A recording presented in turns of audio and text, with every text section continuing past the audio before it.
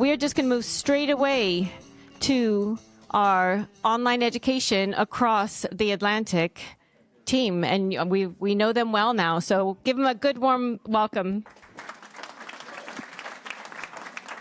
Well, hello, and welcome back to Online Education Across the Atlantic. I bet you guys did not know the past 2 days were pre-production for the podcast, but I appreciate you guys working with that. This has been great. We're coming to you from the University of Leeds and the Online Learning Summit. And first of all, you two got a chance to meet. Any comments now that you've actually met in person? Anything you'd like to share with us? What can I say about Morgan? The only thing that I can really reflect on is that, often in our podcasts, we review conferences. And one of Morgan's common criticisms is, don't ask her to do something in a conference. And Morgan was actually on a panel where we were asked to do things at a conference. And I just have to say, I'm a little bit disappointed. That's all I have to add. I strive to be a source of disappointment for Neil. It is my life goal. Well, so what we wanted to do today is, first of all, since we've been through 2 days together, we've learned and connected a lot. And I have to say, this summit really is, I've told people it's dense. It's dense in content, but it's also dense in people. Important people you want to know, operators, people you want to learn from. So it's been wonderful. But I want to do the beginning. We're sort of going to reflect on the summit to date, or what we've heard.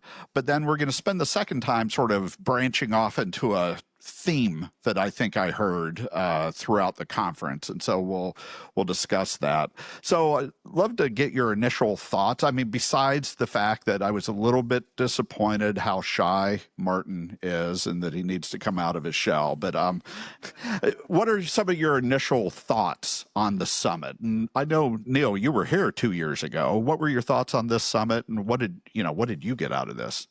Yeah, I think what was really nice, reflecting on this summit relative to a couple of years ago, is just seeing so many more faces around the room who are involved in online education in the UK. That wasn't the case, and it's really encouraging in terms of how things are developing and growing. I often liken this event to, I'll contrast it with some of the weddings that you go to. So if you've ever been to a wedding when you don't really know anybody, and it's often not that fun, is it? Let's be honest about it.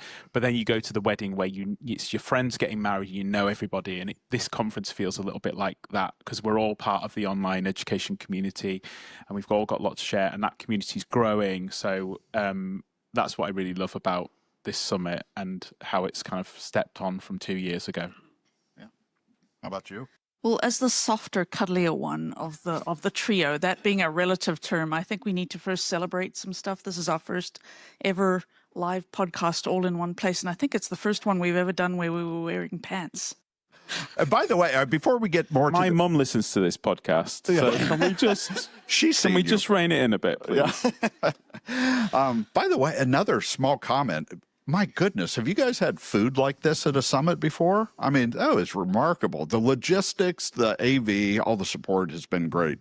One thing I would add, I think that most ed tech and online learning summits need to have a student panel, and it grounds you in the conversation. And I thought that was really useful today, even though, we're talking 4 students, but the impact that you see when that happens, it sort of forces you to think about it from the student perspective. So that was excellent. But the other thing related to that, my goodness, it's remarkable how consistent the issues are no matter what geography you're in. Where people are, I'm fitting this in my life. I have this job. I can't come to campus. I'm working extra to do this. And this enables me to advance my career. The good things, but also the bad things. So University of London heard a little bit about the timely support and response on customer support.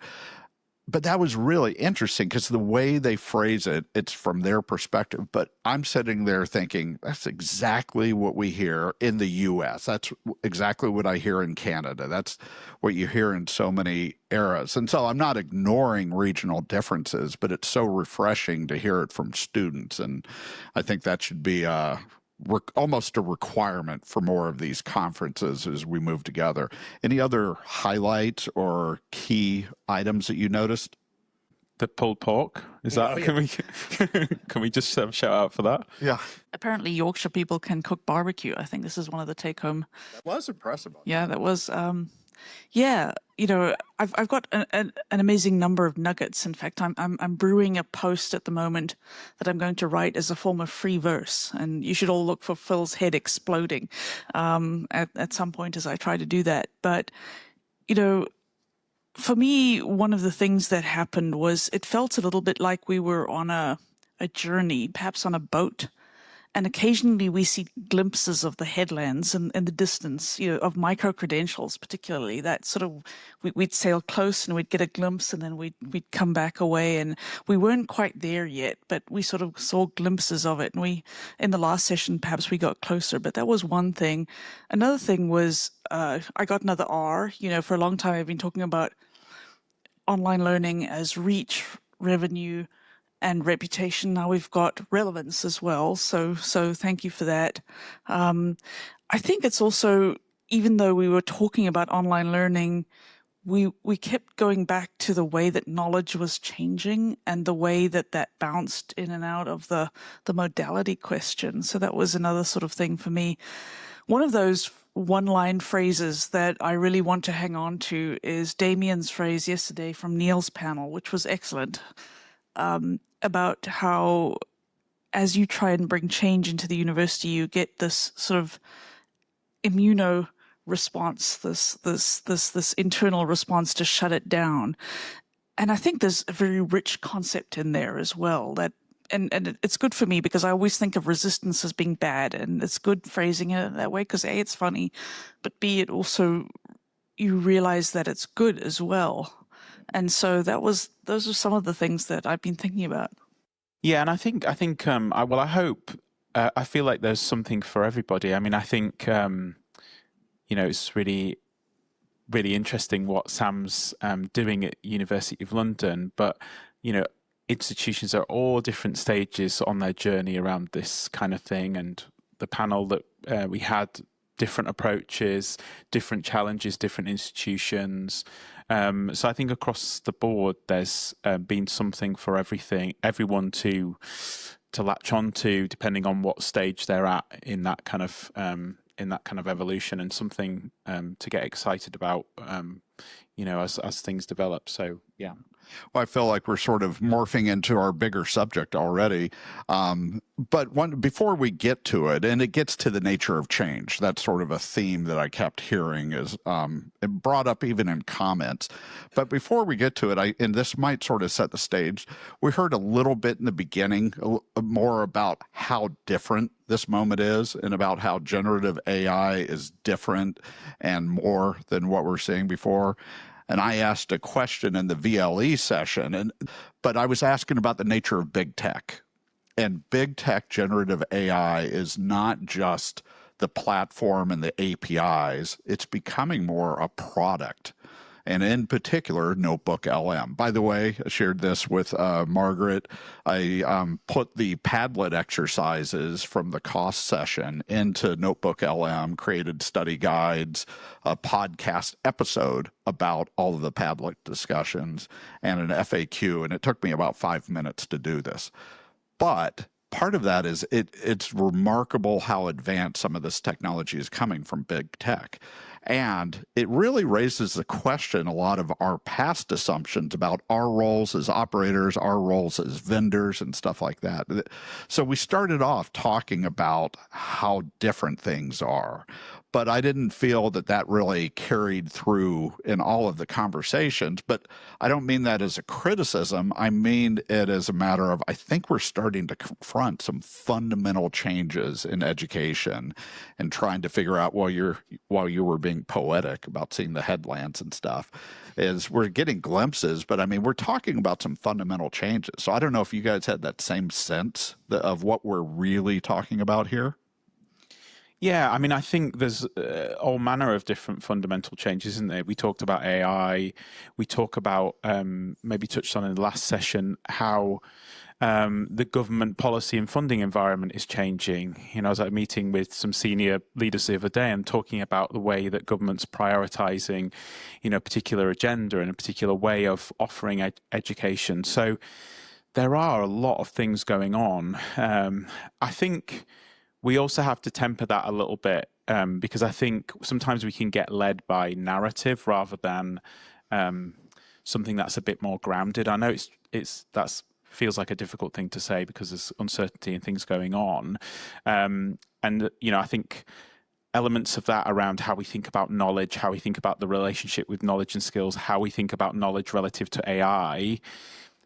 There are things changing, but there also are some fundamental relationships that we could skirt over or we could deny if we're kind of carried away a bit too much by some of the rhetoric, I think. Maybe we'll dig into that because that's probably a bit vague. But yeah, we'll get more into that. But how significant do you think the changes are that we're facing right now? I think they're massively important and fundamental. That was what I was getting at, was the nature of knowledge is different. And so the way that we acquire it, the way that we pass it on, the way that we assess it has to be different. And it's happening in all kinds of different directions and forces, and trying to wrap our heads around that. Thinking about that, one thing I think we want to hold on to, and I think we left it out of our opening session, and I don't think it was talked about enough in the conference, was how the outside environment is also really different, not just in terms of tech, but in terms of regulations and government and zeitgeist. And in some ways, that was a nice change, particularly for me, coming from the US. It's like a little holiday for a bit because I have to deal with it too much. But I think we need to also think about that because, you know, for example, in thinking about how online learning will evolve in the UK relative to the US, time has moved on, and we're not 2015 anymore. So, you know, I think there's sort of two aspects to that, but I think it's a profound change. And because I write a newsletter, and the publisher of the newsletter that I write for is a hardcore, hard-ass kind of guy, I have to write a newsletter post tomorrow. So in between, I've been trying to jot things down, and that was one of the things that I really sort of keying into. You know, it's interesting things I read this week, but I keep finding those things in the readings, and it's because I've been attuned to it here in these conversations. Said publisher, all I insist is the Oxford comma. That's the main thing. We have very large debates about grammar. So we're already teasing or getting around what I sense is one of the main topics here, even if it wasn't explicitly listed this way. I just kept hearing comments. So when Martin was talking, there was a question down in the front where we were talking about students can gain things from different providers, and it's not necessarily from a college or university. And I think the question, as I recall, was, why should we care? And Martin's answer was, well, if you're a student or a learner, you probably don't care. It's a good thing that you can gain a lot of knowledge, experience, and education, if you will, in many different places. But if you're a college or university, it is a big deal because it's that crisis of relevance. And it's not just the academic integrity, but it's the question of what does a college or university degree credential signify? And I think that's fundamentally becoming more and more under question. And that's one of the reasons I think things are changing. However, that leads to sort of the discussion about what is the nature of change, because the easiest thing to talk about is, oh, we need to do things completely different. We need to start this. We need to throw this away. We need to go towards skills. We need to get away from terms. We need to change make all of these changes that a lot of us were talking about.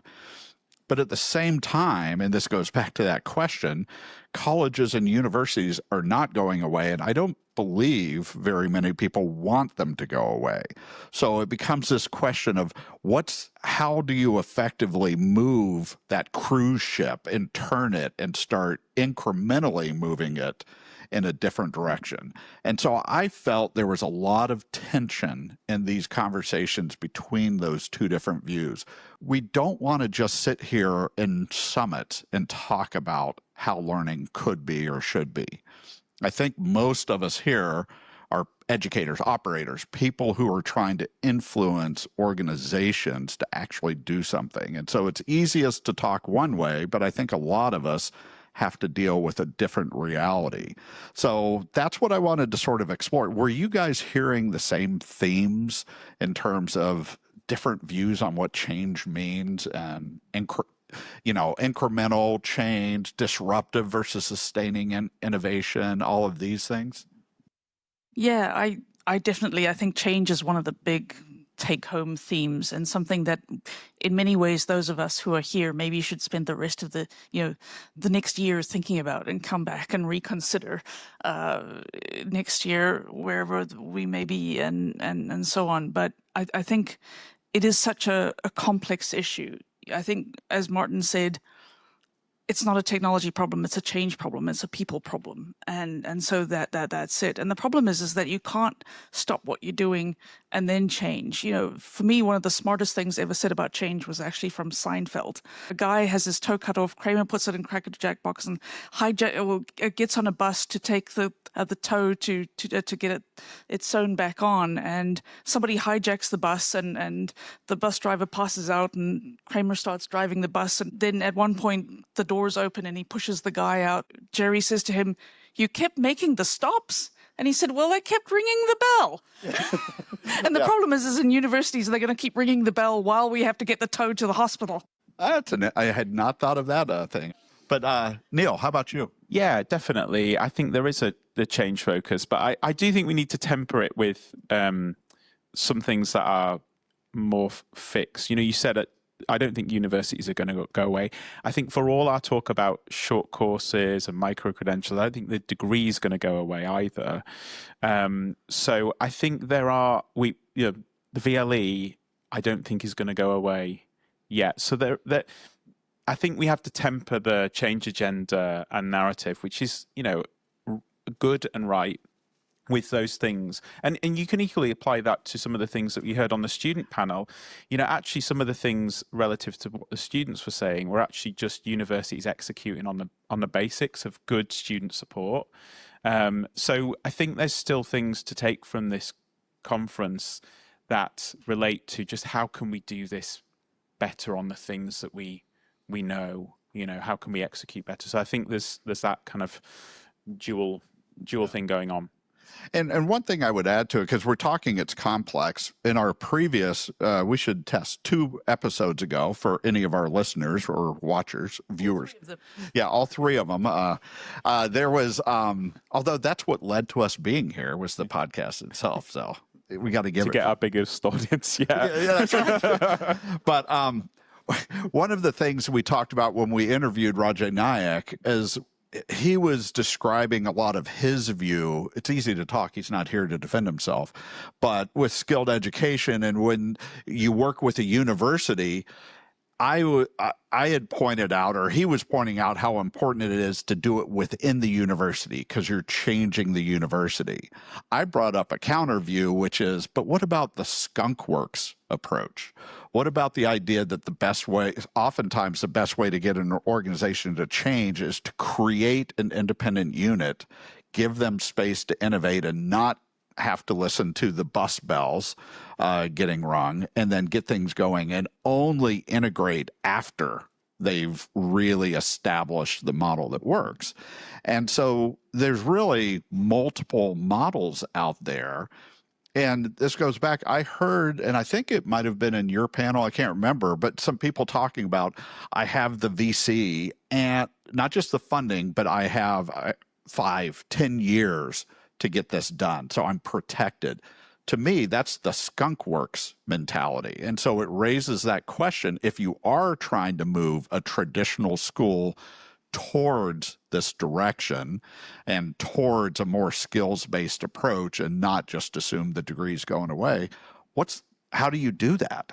I think every institution is unique and at unique stages and has unique conditions. And I think, I think you have to be more bespoke around the approach, really. I think what works for some institutions isn't going to work for others. But I think just thinking about some of the things that we've talked about in terms of moves into online, flexible skills provision. I mean, the challenge is really massive when you think about where a lot of universities are. If we think about things like micro-credentials, it's having the capability to interface with the market, to develop courses that people actually want to take. There's that skill. There's the skill of making that visible for adult learners. This isn't going to schools, advertising on UCAS. This is going out and getting learners in a crowded marketplace where it's not just, as Martin said, it's not just universities you're competing with. It's a whole bunch of other people you could be competing with. Then you've got to have the systems that enable people to enroll, to deal with the payments, to deal with all of that kind of seamless onboarding kind of process. Then you've got to be good at delivering on those fundamentals of student experience, learning and teaching, and get people through, and all of the stuff in the back end. So the challenge is, and in many senses, this is a challenge of online learning, irrespective of whether we're talking about skills and micro-credentials, but it is a massive challenge. And so the challenge is probably a bit more fixed, but every institution you go into has a different flavour, different buy-in in terms of governance, different systems, different stages. So I try to veer away from the one-size-fits-all. I think the challenge is fairly consistent across the piece, but I think you have to think of that as a bespoke thing, and I think that relates to some of the sort of examples. I've been in the room over a number of years when people have announced something that people are very jealous about, which they will be with Sam's thing, and that's not going to work at every institution, frankly. So you've got to kind of find your lane, really. Yeah. Instinctively, I'm uncomfortable with the skunkworks idea, because often I think it is less a skunkworks than a quarantine ward. And, like we can have the change over there, but hopefully it doesn't infect anywhere else. And I worry that that happens too often. And instead we have to infuse change within the institution as a whole. And sometimes that's going to be difficult. And it's difficult for leaders right now because they're under attack from all sides. And so it's hard to find that cover. I think the skunkworks one is an interesting debate for now, because you could make the argument and say 5-6 years ago, maybe online was a little less familiar in the UK, and therefore a skunkworks approach would be more maybe a better approach. But when we've talked about all of the bigger picture stuff that's driving change, government agendas, actually maybe now is the time where actually there's a fundamental transformation and reorientation that's needed across the piece, rather than just scaling up this little online operation to the side. And I know it doesn't always work like that, but maybe now is the time actually that you've got to kind of grasp the nettle and think about this as more of an institution-wide transformation. And it's easier said than done. Easy for me to say, but well, that's why we're up here. We don't have to do it. We just talk about it. That's our role. Yeah. One thing I would add, and people are uncomfortable with it, but I think it's just a reality. So much of this is leader driven. It's up to the VC here. It's up to the president in the U.S. And so what I most often find, bespoke solutions, but almost always it depends on who the top champion leader is. And are they truly going to drive change? Do you have a Michael Crow like you do at ASU? This is the approach that's going to happen, that's going to work. If you have somebody else, it wouldn't work that way. But so much of it is dependent on that. That might not be healthy. I just think it's a reality. Yeah, and I think we've reflected a lot on some of the big players in the US and their journey a little bit. And, Southern New Hampshire's an interesting case that people will know of. And correct me if I'm wrong, I think they came from a sort of fairly existential place to get to the place where they're at. And I was having a conversation the other day where people were talking about the fact that money was injected into the sector when the tuition fees increased, and they were hoping that innovation would come on the back of that, and it didn't, across, generalization, but didn't. I think actually, although things are difficult at the moment and financially difficult, I actually think now is actually probably better conditions for people to innovate when there's an existential challenge. And although it's difficult in the sector at the moment in the UK, especially, I'm more hopeful for innovation and change, because I think those conditions are much more powerful to drive that than, having a lot of money, frankly. I firmly believe that innovation comes from constraints, not from abundance. And I think the existential crisis so many schools are facing, and the existential crisis on not knowing how generative AI is going to change the role of the credential and the credibility, I think those are what's going to make change ripe and even stronger in the future. But with that, thank you very much for inviting us, for you guys sitting in pre-production and the podcast. It's been a wonderful summit, and leave your tips up at the front for us. Thank you.